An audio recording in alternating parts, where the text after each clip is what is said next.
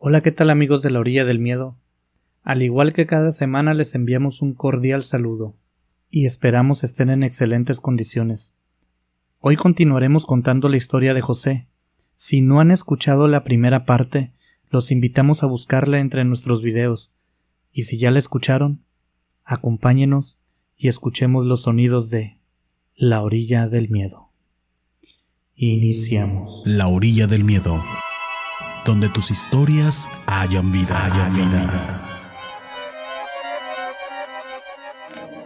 Después de aquel incidente de mi niñez, mi vida transcurrió por un largo periodo de tiempo sin otra novedad. No volví a tener ningún episodio paranormal ni alguna sospecha de que algo me estuviera sucediendo, o por decirlo de algún modo, que algo se estuviera fraguando a mi alrededor. Cuando terminé la secundaria en mi pueblo, me fui a la ciudad a vivir con unos tíos. Ellos me dejaron dormir en una habitación extra que tenían en su casa. Cursé la preparatoria sin ningún problema. Conocí gente e hice amigos. Empecé a trabajar en un almacén de frutas y verduras durante la tarde. Mis mañanas las dedicaba a la escuela, así como mis ratos libres durante la tarde se las dedicaba a mis tareas escolares. Cuando terminé la preparatoria, me cambié de casa. Mis tíos y mis primos insistían en que podía quedarme más tiempo para terminar mi universidad tranquilamente, pero eso no estaba en mis planes. No se los dije, porque sabía que ellos no eran de ese tipo de ideas. Ellos pensaban que todos deberían estudiar la universidad.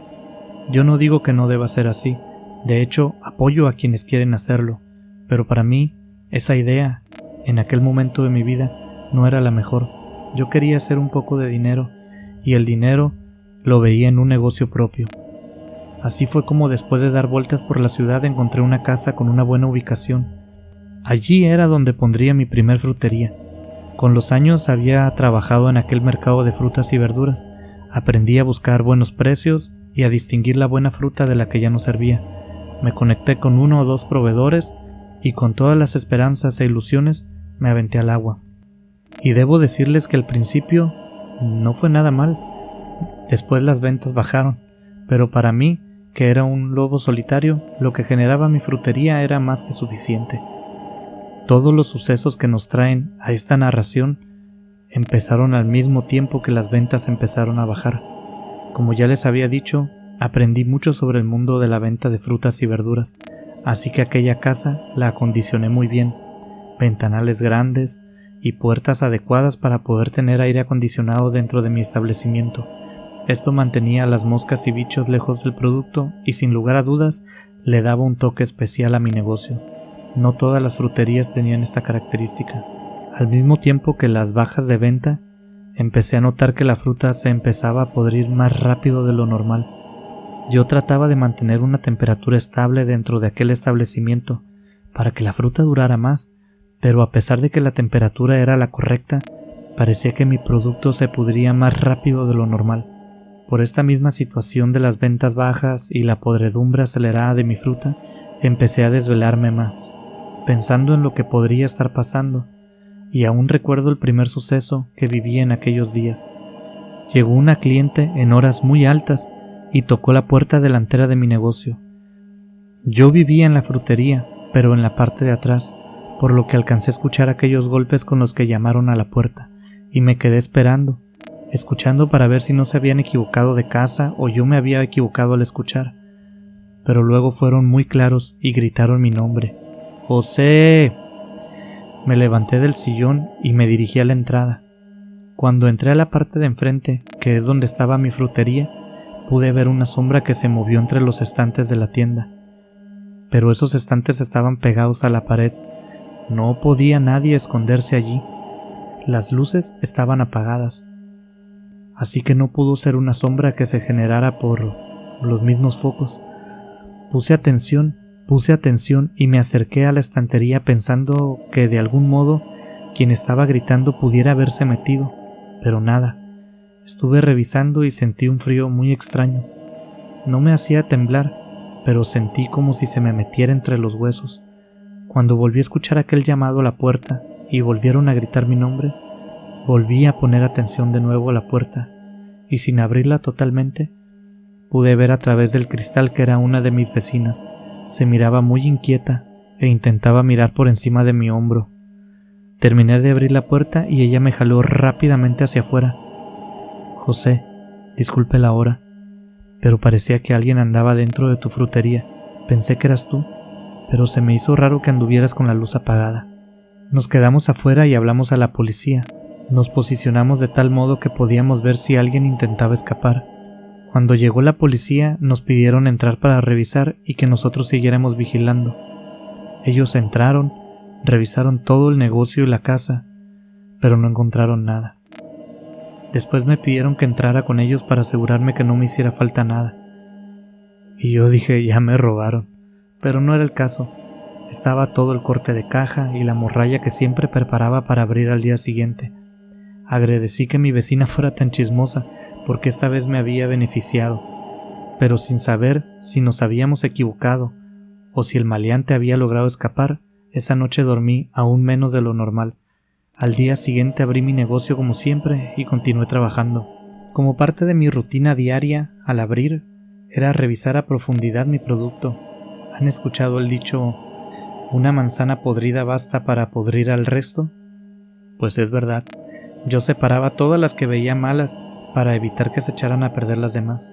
Empecé a notar que solo algunas se podrían, pero de manera acelerada. Es extraño porque generalmente empieza a podrirse una y en grupo crece, pero yo veía que siempre eran una o dos frutas o verduras las que se echaban a perder. Instalé cámaras en mi negocio por lo de aquel visitante nocturno. No me había quedado a gusto y lo vi como una solución. No quería que me sorprendieran. Ya lo había pensado tiempo atrás, pero ahora había un buen motivo para acelerar la instalación de estas cámaras. Por una cosa u otra no lo había hecho. Las primeras noches después de aquel visitante dejé las luces encendidas y las cámaras grabando. Recuerdo, sin temor a equivocarme, que una noche estaba cerrando y una papa cayó detrás de mí. Me agaché para levantarla. Lo recuerdo bien porque pensé, esta papa debe ser la papa más fea que he visto en toda mi vida. La levanté y la puse junto a la caja registradora. Seguí haciendo bromas y dije, esta papa está tan fea que ni se va a vender. Era una papa normal, no estaba podrida ni nada, pero su forma era horrible, horrible. Así que la separé del resto, pero al día siguiente, aquella papa estaba totalmente podrida. Ni siquiera había pasado un día. De una noche a la mañana, la papa estaba totalmente negra y de una parte se veía casi como si fuera un carbón. Me extrañó muchísimo.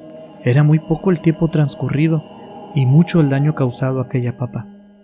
La puse en la basura y continué mi labor. Extraño o no, el show debe continuar, y así es el trabajo. En la noche, como hacía ya algunas semanas, no pude dormir y me puse a ver los videos del día. Llegué hasta el momento de la papa. Lo que vi en ese video me sacó mucho de onda. Vi a la papa como en un time lapse, podrirse de 0 a 100 en unos 20 minutos, y la papa se estaba moviendo en el mostrador. Iba de un lado del mostrador al otro. En esos 20 minutos, 10 minutos, no recuerdo cuánto fue, pero fue muy poco, la papa giró sobre el mostrador y se pudrió.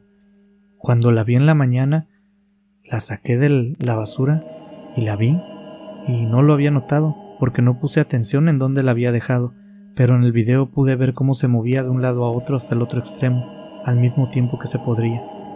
Me asusté muchísimo.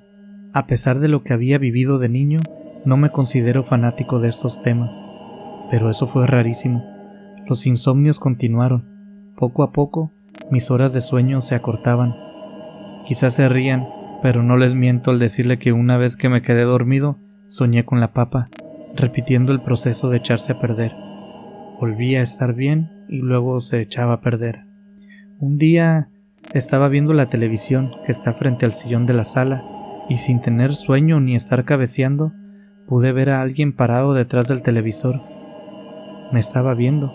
Lo miré de reojo y luego enfoqué mi mirada en esa figura. No se movía. De hecho, apreté mis ojos fuertemente porque tengo la costumbre de ver la televisión con todas las demás luces apagadas. Pensé que quizás era un efecto de luz sobre mi ojo, pero cuando puse mi mano entre el televisor y mi cara y aquella figura como un humano parado detrás de la televisión. Se giró un poco, la vi ponerse de lado y caminar. Se metió en una pared. Suficiente televisión por hoy, José, pensé y me fui a dormir. En este punto no había nada que hubiera visto que me pareciera paranormal. Extraño sí, pero quizás atribuible a una imaginación, a un cansancio, a un sueño, pero paranormal, sin duda alguna, no. Pensé que de algún modo u otro todo podría tener una explicación, aunque yo no la conociera, salvo el efecto papa, que fue como llamé a aquella situación rara de la papa que se echó a perder. Lo de la sombra se lo atribuía al cansancio y a la noche. Pero como la sala me era muy incómoda después de aquella visión, empecé a quedarme en mi cuarto, donde no tengo televisión, solo una mesa donde hago cuentas después de mi jornada laboral, así que empecé a pasar más tiempo sentado en aquella mesa. Y como no siempre estaba concentrado en las cuentas, a veces solo estaba con mi teléfono o leyendo un libro, pude poner atención a ciertos ruidos que no sé si existían antes o no, pero pasando más tiempo en mi cuarto, se hicieron muy presentes. Comencé a escuchar pasos fuera de mi habitación, golpes en la ventana. Cuando volteaba a ver la ventana, aquellos golpes se iban, ya no estaban. A veces quitaba mis ojos de la ventana y volvían aquellos golpes. Miraba de nuevo y los golpes se callaban. Era como si algo se estuviera escondiendo de mí, pero al mismo tiempo buscaba llamar mi atención. Continuó este escenario varios días, pero uno de aquellos días sucedió algo muy raro. Mi madre me llamó. No es que nos odiemos ni nada parecido, pero tenemos una relación de esas que se definirían como: si no te llamo, es que todo está bien. Así que ver su foto en la pantalla de mi teléfono celular me incomodó un poco. Contesté y solo con escuchar su tono de voz supe que algo no andaba bien. ¿Cómo estás, hijo? ¿Todo bien? Ese fue su saludo. Así saludó mi madre. Y algo pasó que no pude mentirle, igual que cuando era niño. Lo pensé durante un instante.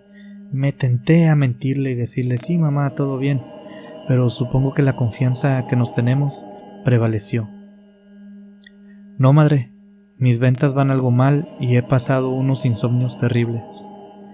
Así empecé mi conversación.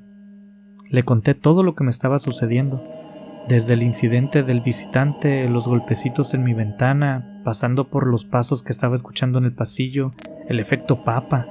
A estas alturas era hasta normal que los pasos fueran tan fuertes que me despertaran. Es la pinche bruja, me dijo mi mamá.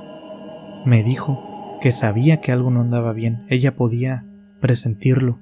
Me contó que habían empezado a ver a aquella mujer en la casa de mis padres. Siempre la veían en la puerta de mi habitación o dentro de mi habitación. Entonces tuvieron que hablarle al cura. Fue, bendijo la casa, hicieron unos rezos y la dejaron de ver. Pero me dijo mi mamá: ya sé para dónde se fue cuando la corrimos de aquí. Iré de visita a tu casa. Salgo mañana en la mañana y pasado mañana estaré allá. Cuando nos veamos seguiremos la plática. Me despedí de mi madre y me quedé más asustado que antes. No podía creer que aquello que me había sucedido de niño quisiera molestarme de nuevo. Sentí una comezón tremenda en el hombro, el mismo hombro donde me habían empujado para hacerme caer cuando era niño. Esa noche pegué pestaña a las 2 de la madrugada, más o menos, porque recuerdo que justo a las 3:15 abrí los ojos. Tengo un reloj junto a mi cama, uno chaparrito con números rojos, de esos antiguos, así que no tengo dudas sobre la hora que era. Eran las 3 de la mañana con 15 minutos. Me giré un poco y en el techo de mi cuarto vi una sombra que estaba justo encima de la puerta de mi habitación. Tenía una forma humana, pero estaba pegada a la pared, como trepada, pegada. Me quedé frío, no pude moverme, quería gritar, pero no pude. Quería levantarme, pero no pude.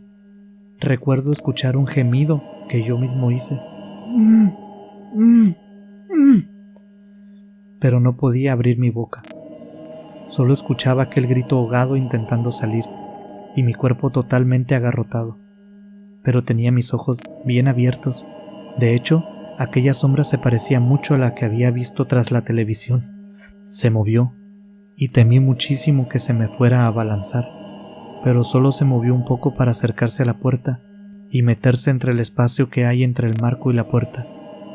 Me tranquilicé un poco después de unos segundos pensando que ya no estaba cerca, pero luego escuché los golpes en la ventana. Y cuando miré, la vi de nuevo, igual que cuando la vi en aquella calle. El mismo pelo, el mismo vestido, la misma señora. Me miraba con una sonrisa tétrica, con unos dientes blanquísimos, y solo podía ver su cara. No duró mucho. Recuerdo que de nuevo la rigidez volvió a mí, cuando de repente se fue. Con un movimiento rápido hacia abajo desapareció de aquella ventana. Simplemente fue como si se hubiera agachado y desapareciera de mi campo de visión. De nuevo me sentí aliviado, pero no duró mucho.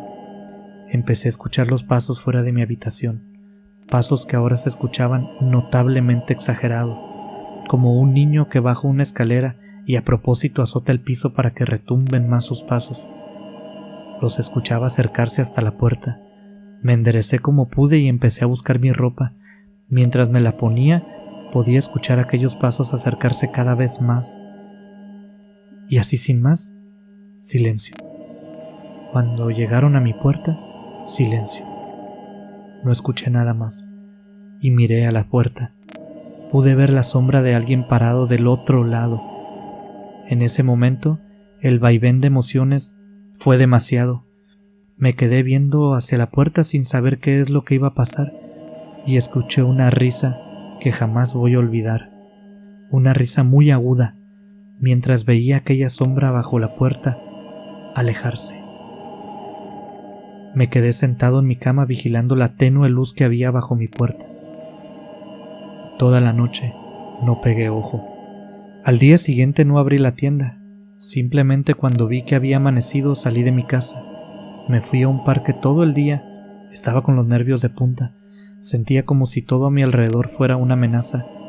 No sé en qué momento, pero me quedé dormido en una banca de aquel parque, allí sentado. Cuando desperté se estaba haciendo de noche y me metí a un hotel que estaba por la zona. Desperté al día siguiente con el timbrazo de mi teléfono celular. Era mi madre, quien acababa de bajar del camión y estaba en la terminal. Me dijo dónde encontrarla y fui por ella. En el camino le conté todo desde la última llamada. Y ella me dijo: aunque te pese, hay cosas que debes saber y debemos estar en tu casa. Mientras más miedo le tengas a ese espíritu, más poder le darás. Fue todo lo que me dijo, y ella misma le indicó al taxista que nos llevara a mi casa. Pasamos todo el camino en silencio. Llegamos a la casa y mi vecina parecía que nos estuviera esperando, porque nomás llegamos se asomó, que no es muy raro, ya les había dicho que es un poco chismosa, pero se nos quedó viendo. Le presenté a mi madre y nos metimos rápido, porque empezó a hacer muchísimas preguntas. Mi madre no perdió el tiempo. En cuantito llegó, empezó a rezar. Recorrió con paciencia toda la casa y me dijo: lo que va a suceder aquí no es nuevo y no es la primera vez. Siéntate, vamos a platicar. Gracias por escuchar un relato más de La Orilla del Miedo, un espacio donde tus historias cobran vida y renacen en cada emisión. Si tienes alguna historia que contarnos, mándanos un correo a laorilladelmiedo@gmail.com. También puedes buscarnos en nuestras redes sociales, en Instagram y Facebook como La Orilla del Miedo. En Twitter, encuéntranos como @Orilla del Miedo. Hasta la próxima. Hasta la próxima.